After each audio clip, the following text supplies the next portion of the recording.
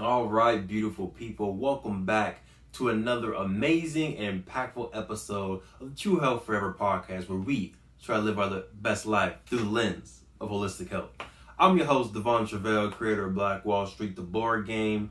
I am sad to inform y'all today that you will be listening to only me today, but I still got some good stuff for y'all. As y'all know, the Queen has a lot of stuff going on, one of which being finishing up her MBA program. She's in her last semester, so y'all give her some love, give her some energy as she pushes past the finish line. But today, episode 23, right? So this is the Jordan episode, and we just finished watching the Last Dance, and one of the things that I think is very clear in watching that documentary and just following a lot of just greats, right? Whether it's Jordan, Kobe, LeBron, Steve Jobs, Oprah, Tyler Perry, like when you just follow the greats, you see their progression over time and just their continuous hunger for wanting to be the best, for wanting to be better. So today, episode 23, we're going to talk about a few books that we've read and that we would recommend, and books that really helped us, develop as mostly entrepreneurs, mostly business folks, but there's going to be some kind of general spiritual / self-development books in there as well. So without further ado, let's get into the episode.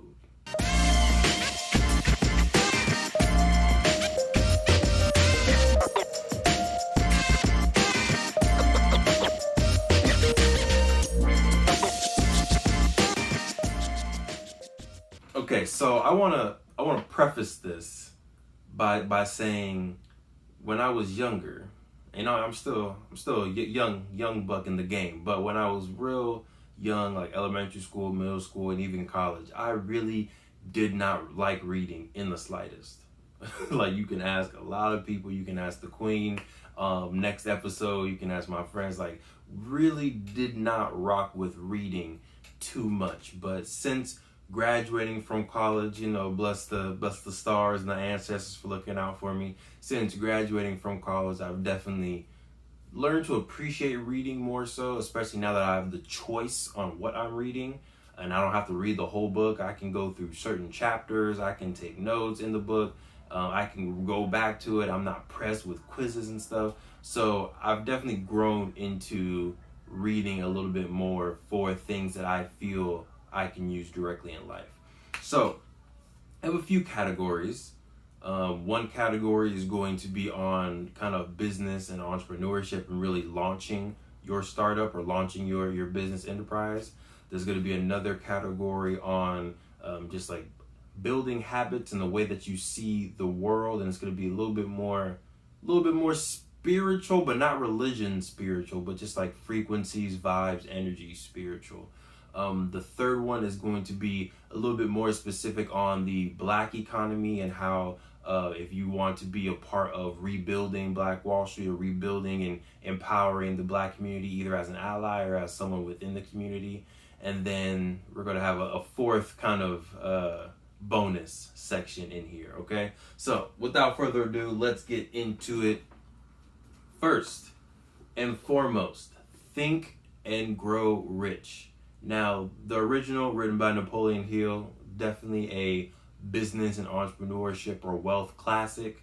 This new edition, written by Dennis Kimbrough, still has a lot of Napoleon Hill in here, but a little bit of a rework by Dennis Kimbrough adds a little bit of sprinkle for the Black perspective. And as he's going through here, there's more kind of quotes from Black entrepreneurs and from Black millionaires, as well as making sure that I'll just read it. So, Think and Grow Rich, A Black Choice, is based on the principles of wealth that Napoleon Hill formulated in his phenomenal bestseller, Think and Grow.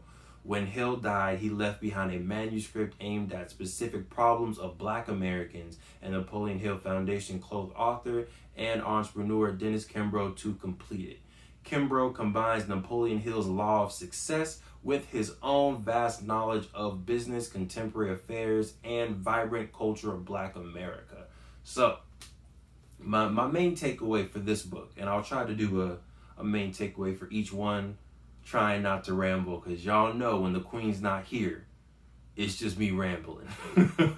But for Think and Grow, the main thing that I got in here was that wealth grows from the seeds of thoughts. You know, and I mean, it's in the title, Think and Grow, but then there's a very powerful quote in here that I just really take, you know, it hits deep, is wealth grows from the seeds of thoughts. And I know, like myself, sometimes I look out other wealthy people or people who are perceived to be wealthy, and it's like, man, how can I get there? What do they have that I don't have? All that stuff. And it's all it is being able to have a thought and execute to make that thought a reality in life.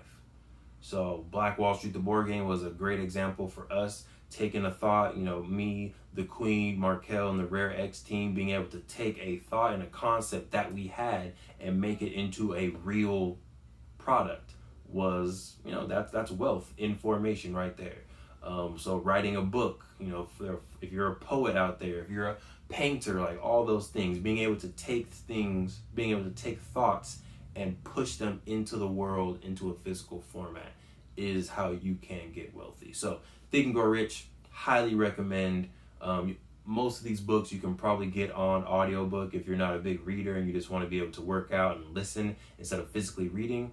But personally, I still buy physical books, like the ones that I really like and I want to reread. I still buy the physical copy. So Think and Grow Rich, definitely highly recommend.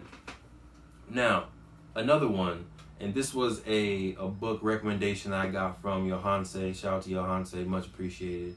This is called The Kabbalion, and this is a Hermetic philosophy book. Really nice if you're able to watch this on YouTube. Maybe you're listening on Spotify or Apple Music. Definitely go over to our YouTube channel, Th4 Ever on YouTube, and check it out. But the book is this really nice quality, has like gold trim pages. But this goes over the 7 ancient Hermetic principles of the universe. So really deep stuff. I know y'all hear me always talking about frequencies and vibes and the universe and, you know, karma and, you know, the energy that's within, like the law of attraction, like the energy that's within you is going to be the energy that you attract. Like a lot of that stuff is written in here in the Kabbalion. So again, this is more of a self-development kind of spirituality type book, not tied to any direct religion.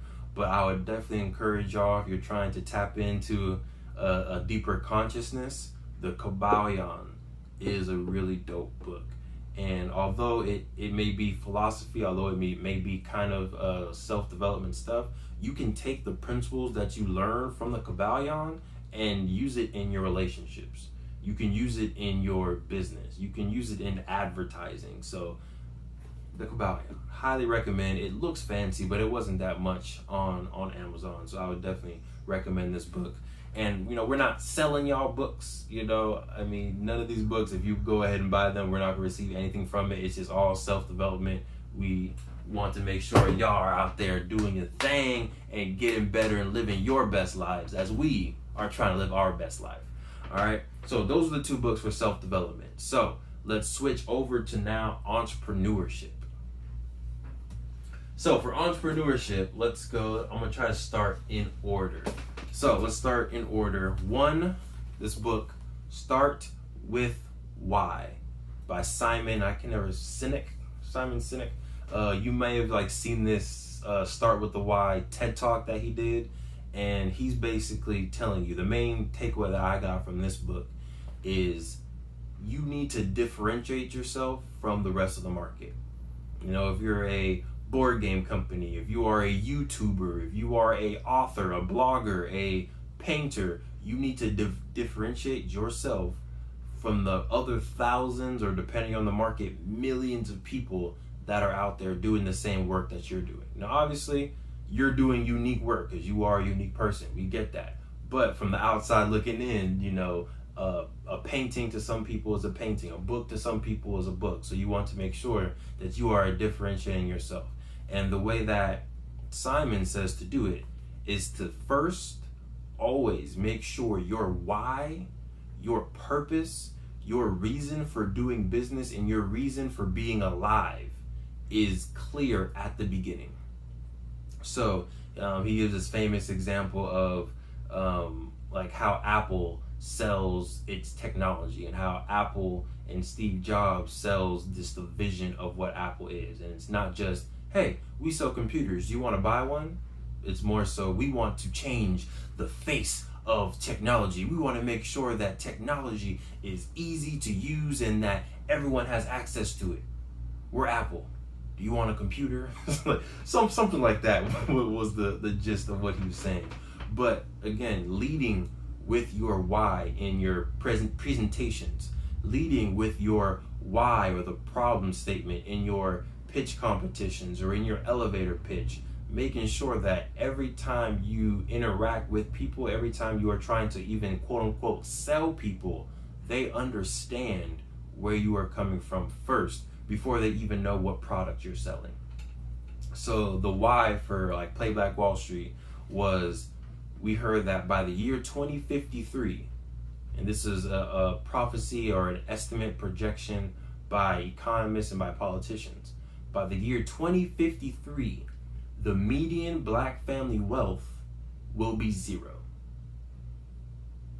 So that is one of our main whys in Playback Wall Street and Truvel Forever, in our economic health arm of what we do.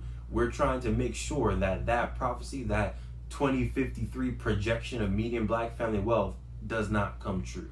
So again, the education that we give in the podcast, in the YouTube, in the board game, we have Playback Wall Street Academy, and I've told this same statistic to youth who are age 14. I'm telling them, hey, in 33 years, you know, when you're a grown person, 45, it's projected for you to have a median black family wealth of 0. Is that, you think that's going to be true? And they're like, no. Like, all right, well, let's learn in this class. Let's create your budget from 30 years from now. Let's create your vision statement for a business 30 years from now. And let's make sure that you all in this class are worth millions or billions or trillions come 2053, and just knock that 2053 prophecy out the water. So start with your why.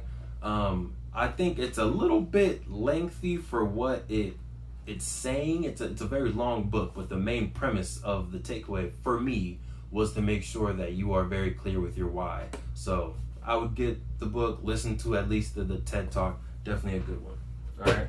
So after you start with your why, another good one is going to be The Lean Startup by Eric, what's his last name? Eric Rice, you know, no disrespect if I mispronounce these folks' names wrong. Y'all can feel free to reach out to us on social media and be like, De'Von, you said all the names wrong. But this is another good one, and it says how today's entrepreneur uses continuous innovation to create radical, successful businesses. And the main takeaway that I got from The Lean Startup, and this is for me, this is a book that you definitely want to read the entirety of the book and not just get the one takeaway that I'm going to give you. But for me, it tells you to focus in on the values that the customer likes the most.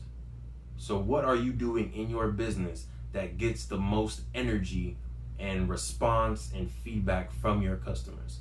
So is it your IG lives that you do and you get, 10, 15 people to watch, and then you get 100 people to view afterwards, you get a lot of comments? Is that something that the customer values? Is it the blog post that you're doing? How many hits are you getting on your blog post? Is it a certain color that you're using in your posts? Is it your motivational post? Is it your post with pictures in it? Is it if you're doing an app, what features in the app get the most use? If you're doing a podcast, what types of episodes get the most reactions? So it really makes you focus in on what value you're providing and how much the customers are really vibing with the value that you're giving as well. And in a way, it kind of reduces the stress of an entrepreneur, and it's telling you, you don't need to do everything. And I do like that about this book. Like, you don't need to do everything. You need to do the things that your customers like you to do very well. And again, lean startups. How can you, with a team of 5 people, be able to produce the amount of content and the amount of value that a full company can do? So the lean startup, definitely a good one. If you are in the entrepreneurship world, if you're in the startup world, definitely get this one. True good.